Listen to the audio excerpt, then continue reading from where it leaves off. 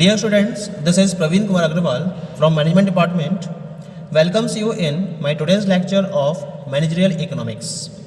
In today's lecture, we will discuss upon some more questions or numericals on break-even analysis. और इसी sequence में मैं एक next numerical आपसे ब्रेक इवन एनालिसिस के रेफरेंस में डिस्कस करूंगा. The numerical is Bansi company manufactures a single product having a marginal cost of rupees 1.5 per unit. Fixed cost is rupees 30,000 per annum. The market is such that up to 40,000 units can be sold at a price of rupees 3 per units, but any additional sale must be made at rupees 2 per unit. Company has a planned profit of rupees 50,000. How many units must be made and sold? तो पहले हम ये देखते हैं कि question के solve करने के रेफरेंस में हमें क्या क्या इन्फॉर्मेशन दे रखी है और हमें किन पर्टिकुलर वैल्यूज़ को कैलकुलेट करना है. तो यहाँ क्वेश्चन में आपको इन्फॉर्मेशन दे रखी है कि कंपनी एक सिंगल प्रोडक्ट को मैन्युफैक्चर करती है जिसकी जो मार्जिनल कॉस्ट है या जो एवरेज वेरिएबल कॉस्ट है वो रुपीज़ 1.5 पर यूनिट के बराबर है. ठीक है, उसकी फिक्स कॉस्ट है 30,000 रुपये. और अगर ये कंपनी 40,000 यूनिट को सेल करती है तो इसे 3 रुपये पर यूनिट पर सेल करना होगा इसे, तो 40,000 यूनिट्स को सेल कर देगी. लेकिन अगर इसके अलावा वो यूनिट्स को सेल करती है तो उसको रुपीज़ 2 पर यूनिट पर सेल करना होगा. कंपनी का प्लान प्रॉफिट है 50,000 रुपये का, तो हमें ये बताना है कि उसको कितनी यूनिट्स को प्रोड्यूस करना होगा और सेल करना होगा. ये है हमारा क्वेश्चन. तो हमारे पास पहली इन्फॉर्मेशन है जो कंपनी की एवरेज वेरिएबल कॉस्ट है वो आपको दे रखी है रुपीज़ 1.5 पर यूनिट, और जो कंपनी की फिक्स्ड कॉस्ट है वो दे रखी है आपको रुपीज़ 30,000, और जो कंपनी का प्लान्ड प्रॉफिट है that is given you equal to rupees 50,000. 50,000 रुपये उसका प्लान्ड प्रॉफिट है. इसका मतलब कितना कंट्रीब्यूशन डिजायर्ड है पहले तो हम ये देखते हैं. The contribution desired it is equal to 30,000 तो वो इसकी कॉस्ट फिक्स कॉस्ट और 50,000 हो गया इसका प्लान प्रॉफिट. तो इसकी जो टोटल कंट्रीब्यूशन डिजायर्ड है उसकी वैल्यू हो गई रुपीज़ 80,000 के बराबर, यानी कि इसको रुपीज़ 80,000 कवर करनी है. अब इस रुपीज़ 80,000 को कवर करने के लिए वो कितनी यूनिट्स को प्रोड्यूस करेगा और कितनी यूनिट्स को सेल करेगा हमें ये डिटरमाइन करना है. ठीक है, अब बात करते हैं हम कंट्रीब्यूशन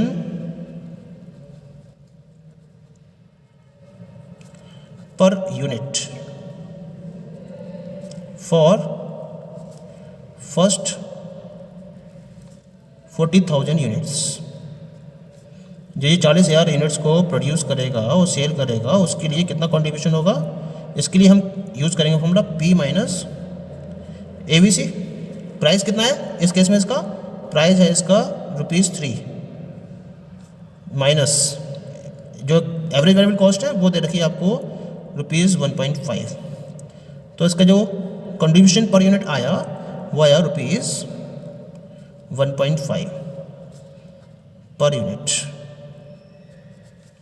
इस पर्टिकुलर प्राइस पर कितनी यूनिट सेल कर रहा है 40,000. तो जो टोटल कंट्रीब्यूशन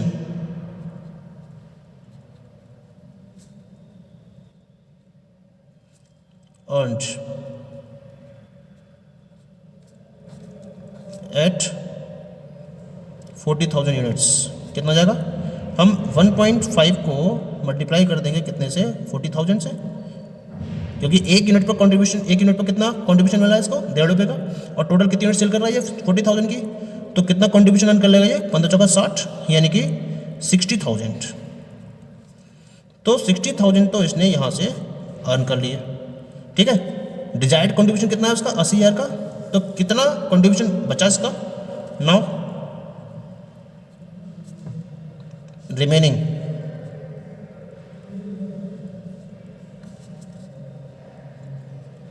कंट्रीब्यूशन कितना बचा इसका 80,000 रुपये डिजायर्ड था इसका, और 80,000 में से 60,000 इसने अर्न कर लिया.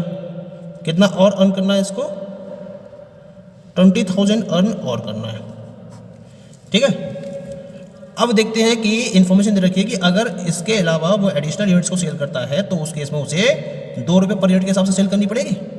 तो अब जो उसका कंट्रीब्यूशन पर यूनिट है वो कितना हो जाएगा, वो हो जाएगा 2 माइनस 1.5। ठीक है। Now for additional units contribution per unit is equal to कितना रुपीज है 2, और एबीसी तो उसकी वही 1.5 है, माइनस करेंगे तो जाएगा रुपीज 0.5 पर यूनिट। ठीक है। अब अगर 0.5 per unit contribution per unit है और जो कंट्रीब्यूशन चाहिए उसे 20,000, तो कितना आउटपुट प्रोड्यूस करना पड़ेगा। तो फॉर्मूला बनेगा इसका contribution is equal to contribution per unit into output.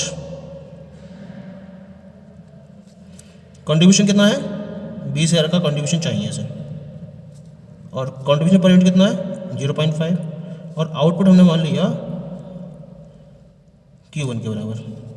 तो इस 0.5 को इसके अपॉन में ले जाऊंगा मैं, upon 0.5 is equal to Q1। Point से 5 से ये जाएगा 5 और 20 40,000। तो इसका मतलब कितनी यूनिट्स बनानी पड़ेंगी इसको, 40,000 यूनिट्स बनानी पड़ेंगी इस 20,000 रुपये को अर्न करने के लिए। और पहले कितनी बनाई थी इसने, 40,000 उसने पहले बनाई थी। देखो यहाँ कह रहा है ना 40,000 प्रोड्यूस करी थी इसने, तो पहले 40,000 यूनिट्स को प्रोड्यूस करा था और अब 40,000 यूनिट्स को यहाँ प्रोड्यूस करा। तो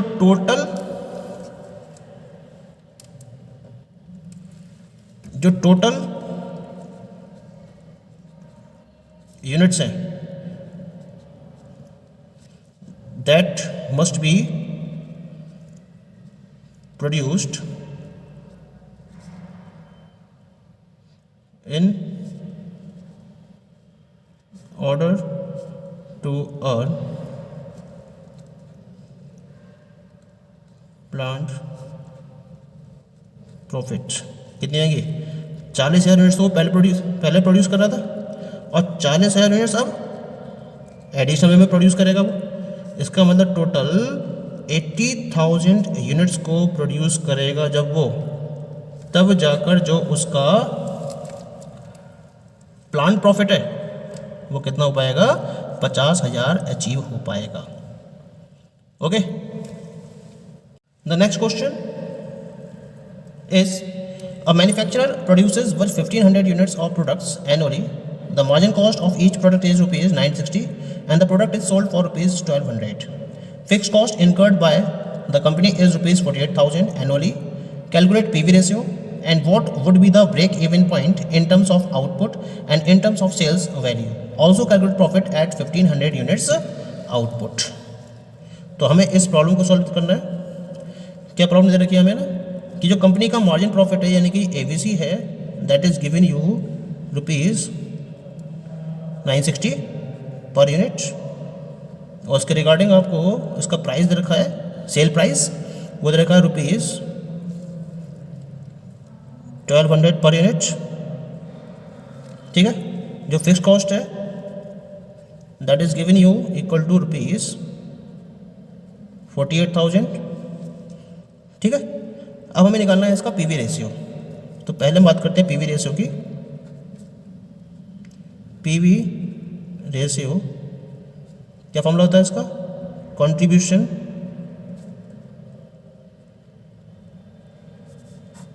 upon sale price into 100। Contribution का मतलब होता है P minus A B C, यानी कि 1200 माइनस 960 अपॉन सेल प्राइस है इसका 1200 इनटू 100।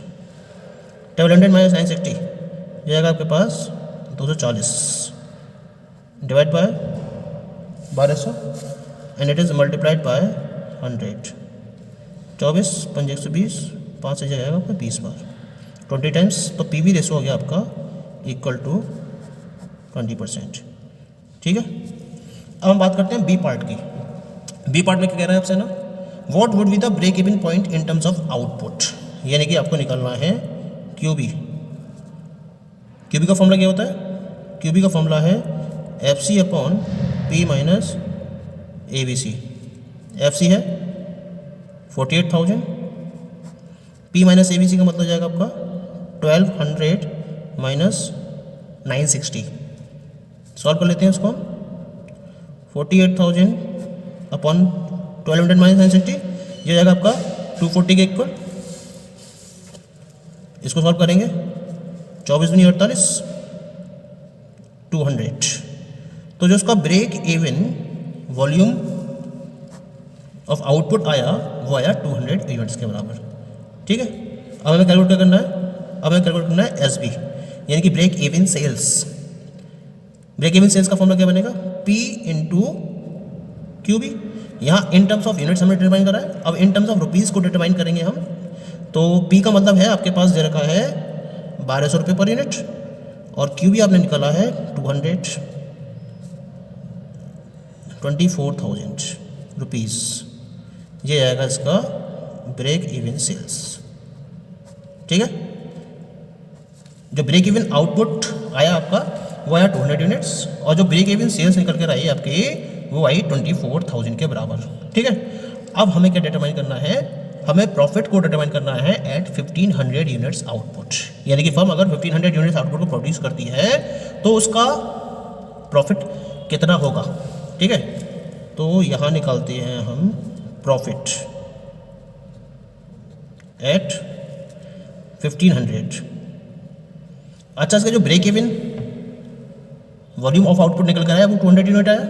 इसका मतलब जो 200 तक प्रॉफिट होगा वो होगा 0, क्योंकि 200 पर क्या है, रेवेन्यू और सेल्स दोनों इक्वल है, प्रॉफिट 0 होगा।